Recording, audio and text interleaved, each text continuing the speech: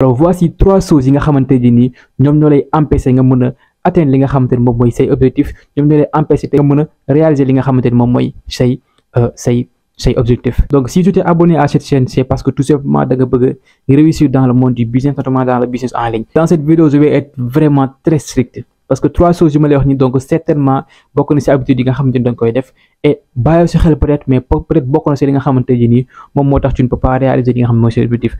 Beaucoup de gens me contactent sur WhatsApp en me racontant leur histoire, leur problème, mais après en regardant li nga xamante mooy seen problème, je me rends compte que en fait nous avons tous les mêmes problèmes. Ñun ñëpp ñoo bokk même problème quoi en fait. On n'a pas soit ku ñu dimbali, soit on a perdu des proches. Parce que beaucoup de gens me contactent dans me oui, j'ai perdu ceci, j'ai perdu mon père, j'ai perdu ma mère. Moi, aujourd'hui, j'ai perdu ma mère, je suis orphelin de mère. Et ça ne m'a pas permis de me concentrer sur mon qui am côté. Et tout ça, si je l'ai eu, c'est parce que j'ai développé les habitudes pour me réaliser les choses. Alors, sans plus tarder, donc, nous allons voir la première mauvaise chose que tu ne peux pas faire beaucoup de chiffres, tu ne peux pas réaliser les choses objectif. La peur de l'investissement. Beaucoup de jeunes sénégalais sont bons sénégalais tay so gisé tay mënu réaliser li nga xam ne mooy seen rêve, c'est parce qu'ils ont peur de l'investissement. Ñoom dañoo tiit jël seen xaalis dugal ko ci benn affaire parce que tout le temps ils se demandent ouais, est-ce que projet bi dina dox, est-ce que voilà, est-ce que su ma dugalee lii est-ce que dinaa ci am retour d'investissement, est-ce que tey jii nii lii ce serait pas une erreur parce que mën naa ci dugal sama xaalis parce que lii rek laa fi yor comme xaalis et tout ça. Tout ça, ce sont autant de questions, mais autant de questions yi nga xam te ni dafay traverser li nga xam ne mooy suñu xel à chaque fois ñu bëgg lancer li nga xam ne moom mooy benn investissement pour espérer am ci li nga xam ne moom mooy ay bénéfices, pouvoir gagner de l'argent et faire beaucoup de chiffres. Je vais dire 2 choses du simple. Gis nga tey jii les Américains ils ont l'habitude de dire scared money don't make money. Scared money don't make money. Maanaam xaalis bu ragal, l'argent qui a peur ne produit pas d'argent. L'argent qui a peur ne fait pas d'argent. Xaalis bu ragal jur xaalis. Man bokk na ci phrase yi nga xamante ni à chaque fois je me répète ces phrases là. À chaque fois je me répète ces phrases là. Ça me permet de dire ma mën a xam ni que xaalis bi nga xamante ni yor naa ko man denc naa ko su ma ko investirul su ma ko dugalul juste parce que dama ragal xaalis boobu noonu du ma mës a indil xaalis. Je vous jure les gars, je vous jure. Bu fekkee par exemple vous avez peur d'investir, sachez que vous êtes dans une situation tout à fait normale. Tout à fait normal. Pourquoi? Parce que tout entrepreneur, képp kuy nit da ngay yëg boobu en fait. Parce que c'est pas du tout logique, c'est pas du tout commode. Xaalis yi xam ne da nga ko liggéey nga bëgg ko dugal fenn fi nga xamante ni par exemple tu peux le perdre à tout moment parce que investissement bu mel noonu tout type d'investissement ak bu mu mënti doon c'est risqué. Investissement bu mu mënti doon c'est risqué. Y a pas un investissement moins risqué, y a pas un investissement plus risqué. Investissement bu mu mënti doon c'est risqué. Mais tey jii nii c'est tout à fait normal que tu aies peur. C'est tout à fait normal tey jii nii nga ne ouais, est-ce que tey jii nii su ma ko dugalee dinaa ci am li ma ci bëgg et tout ça, est-ce que je ne perdrai pas totalement mon argent et tout ça. Loolu ce sont des questions yi nga xam, ce sont des choses yi nga xamante ni forcément daf lay dal parce que man mii ba tey daf may dal, ça arrive à tout le monde, même le plus grand investisseur africain, le plus grand investisseur du monde daf koy dal. Tu comprends? Mais ce qui doit faire la différence moom mooy bul nangu tiitaange boobu nga yëg, cette peur que tu ressens donc mu bloqué la ba tey jii nga bañ a def sa investissement parce que jàppal ni que tey jii nii xaalis boobu nga yor tey jii nii bu ko investir ci benn projet étant donné que projet boobu noonu réfléchir nga ko bu baax, càmbar nga ko, def nga ci ay gëstu yu wóor ba tey jii nii pare nga pour investir moo gaa investiral. Parce que tey jii nii il faut se dire une chose quoi en fait quand tu t'investis ni nga war a paree pour gagner noonu nga war a paree pour ñàkk parce que les deux vont de pair maanaam gagner ak ñàkk ñoo ànd. Mais tu ne peux pas vouloir réussir sans pourtant que tey jii nii nga xam lu naan échec. Tu ne peux pas vouloir réussir li nga xam ne moom mooy say projet ak say investissement sans pour autant que tey jii nii nga am côté bi nga xamante da ngay faillir en fait. Nous allons tous passer par ces moments-là. Donc comme ni ma la ko waxee sànq la différence moom mooy est-ce que par exemple malgré ces peurs-là tu vas te lancer. C'est ce qui définit entre celui qui réussit et celui qui ne réussit pas. Maanaam ñi nga xam ne dañuy réussir ñoom ëllëg ñu nekk fi di xalaat na waaye est-ce que tey jii su ma dugalee dina dox wala di dox étant donné que étude nañu lépp ba pare. Du ci fi nekk di xel ñaar ñoom ce qu'ils vont faire malgré la peur ils vont investir quand même malgré tiitanke bi ils vont investir quand même malgré les doutes yi nga xam ne dañ koy am ils vont quand même investir. Je me rappelle quand j'ai investi sur Alibaba j'avais perdu beaucoup de sommes au début étant donné que man j'avais des naa ay gëstu lépp lu ma woon def et tout ça mais pertoon naa ci xaalis tout parce que voilà j'avais pas les bonnes informations parce que après la toog ma defaat calcul j'avais pas les bonnes informations tout ça et c'est ce qui m'a permis d'avoir de l'expérience. La prochaine fois bi may investir je l'ai réussi tout simplement parce que premier échec bi donc ça m'a permis de leçon ba deuxième fois bi mu mën a réussir. D'où l'importance de prendre des risques et d'investir parce que boo leen jëlul risque ngeen investir mënoo leen xam li ci nekk. Les gars, investissez et prenez des risques. Parallèle pour gagner, tout comme parallèle pour ñàkk. Et bu ngeen ñàkkee bu leen mës a décourager. Jàppale ni que vous êtes juste sur le droit chemin et que li ngeen bëgg moo amagul mais une fois que mu sorti tout le monde entendra parler de vous. Alors la deuxième chose bi nga xamante ne tey jii moom mooy empêcher ñu bëri ñu réaliser li nga xam ne mooy seen ay projet ñu mën a def ay chiffres notamment sur les réseaux sociaux ak fépp fu mu munti doon moom mooy le manque d'information les gars. Les gars, ressourcez-vous. Faites des recherches. Il y a beaucoup de tunnels qui sont à travers ces tunnels-là, comme par exemple YouTube. Par exemple, tu peux apprendre beaucoup de choses. Moi, j'aime bien dire que YouTube, c'est l'université du monde, en fait. C'est comme ça que je l'appelle. Depuis l'université, quoi, en fait. À chaque fois, si je me donne voilà, examen et tout ça, donc moi, je ne me sentais pas à l'aise, je me rappelle. Voilà, donc, nous avons cours, département histoire, tu vois. Donc, vous nous découvrez tout ça, tu vois, pour des manœuvres et tout ça, parce que je me disais que ce qui m'apprenait là-bas, donc, quand j'allais sur YouTube, donc, en moins de 15 minutes ou bien 30 minutes, donc, je parvenais à comprendre.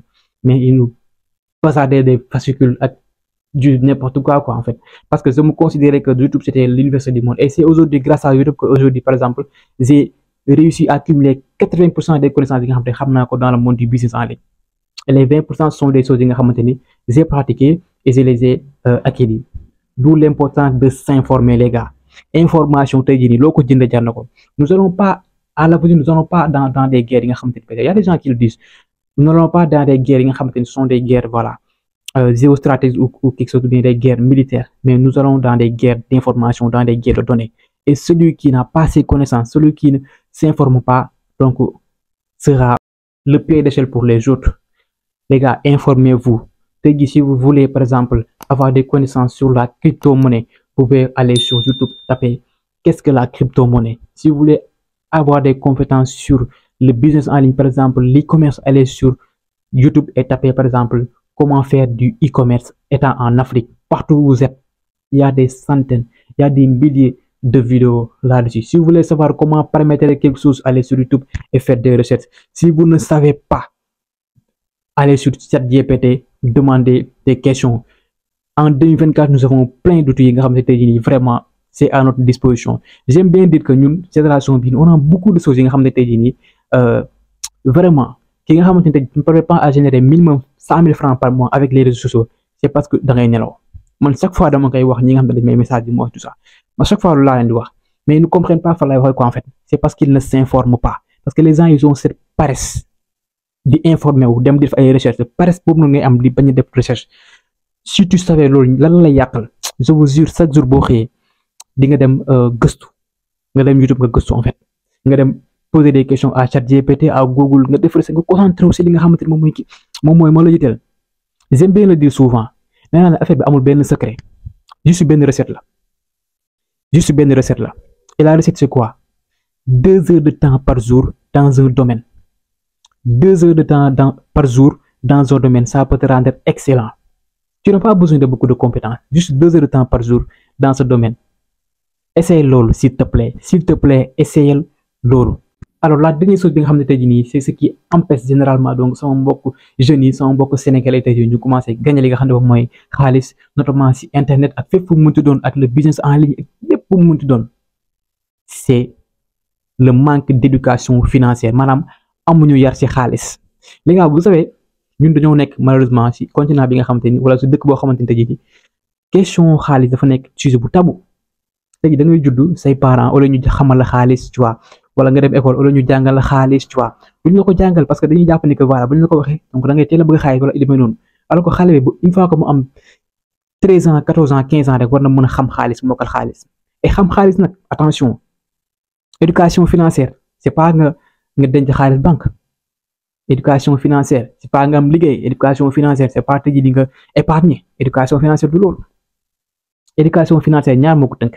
Bi ci njëkk moom mooy épargne, d'accord, parce que yaay manière d'épargner. Bi ci mujj moom mooy la fluctuation de ton argent, de tes bénéfices.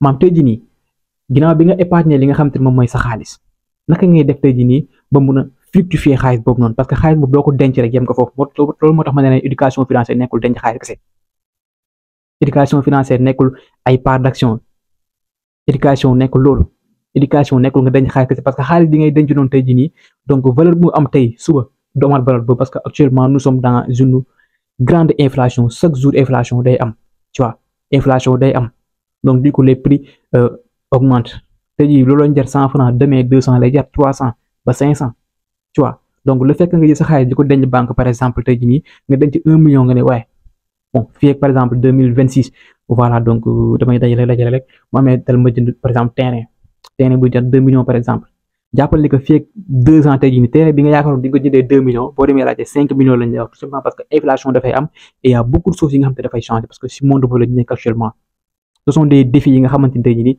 ce sont des choses yi nga xamante ni soo ko comprendre nga nekk di économiser pour économiser tu vas facilement tomber dans l'erreur d'où l'importance ma ne la éducation financière nekkul denc xaalis rek mais éducation financière mooy denc xaalis après en même temps nga ut naka ngay def ba fructifier ko dugal ko ci benn projet dugal ko ci benn actif par exemple j'avais lu un livre Père riche Père pauvre livre ça a beaucoup réveillé chez moi tey jii nii dugal ko ci benn actif ce livre donc dans ce livre donc mu ñu wax ni que pour devenir riche donc il faut investir sur des actifs soit immobilier ak fépp fu mu muti noonu actif wala boog des revenus passifs donc mooy fi nga xam ne da nga koy dugal sa xaalis à chaque fois ngay jot chaque instant donc ngay jot xaalis sans pourtant nga def le moyen effort alors que def nga benn investissement accès par exemple tey jii nii je t'explique boo yoree sa benn 300 000 francs jënd sa benn moto nga jox ko benn booy ma koy dawal tey jii nii je donne chaque jour 2500 alors 2500 la lay jox par jour d'accord donc on va imaginer que 6 jours lay daw donc 7e jour bi du ko daw ci semaine bi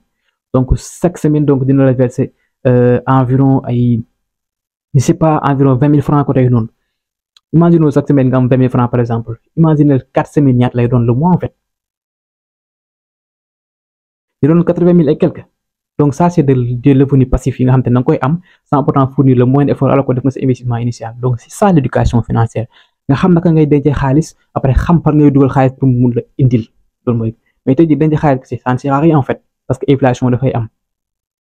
Les gars, cherchez à avoir des connaissances sur xaalis de un ma récapitule ko encore éducation financière nekkul nga am xaalis ci banque éducation financière nekkul tey jii di nga épargner lu bari éducation financière ñaar moo ko tënk bi ci njëkk moom mooy nga épargner avec intelligence et du yàgg dara nga jël xaalis boobu nga épargner nga investir ko ci benn actif ci benn projet boo xamante ni daf lay jural chaque semaine wala chaque mois wala boog sur le long terme des bénéfices yi nga xamante ni tu le sois de manière passif. Alors c'était tout pour aujourd'hui, voilà, j'espère que cette vidéo t'a plu.